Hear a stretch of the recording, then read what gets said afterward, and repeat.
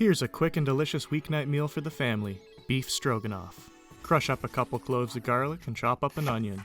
Don't worry about getting your pieces too even. Season some cut up steak or ground beef with steak spice. I'm using stew beef here, but I don't recommend it for this because you have to simmer it forever.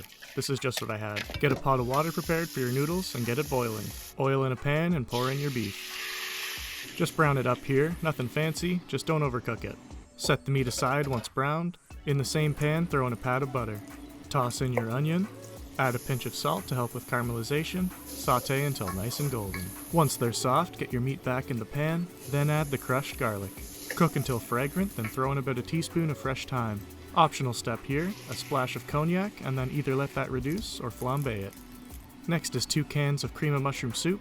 Stir that in so it coats your pieces and starts cooking. Followed by a can and a half of 2% milk. Stir until nice and smooth. About 2 tablespoons of Worcestershire sauce. I usually add a little more. Then get 2 tablespoons of white vinegar in as well. Onto the pasta, make sure you salt your water, and throw in some broad egg noodles. You can also make this recipe with rice, it's fantastic that way too. Boil those until al dente, strain the water and you're basically done. Add in fresh chopped parsley to the stroganoff right before serving. And that's it, a hearty dish you can quickly make with stuff you usually have in the kitchen. Before serving you can garnish with a little more fresh parsley for some color. And there it is, creamy, smooth, and deceptively full of flavor.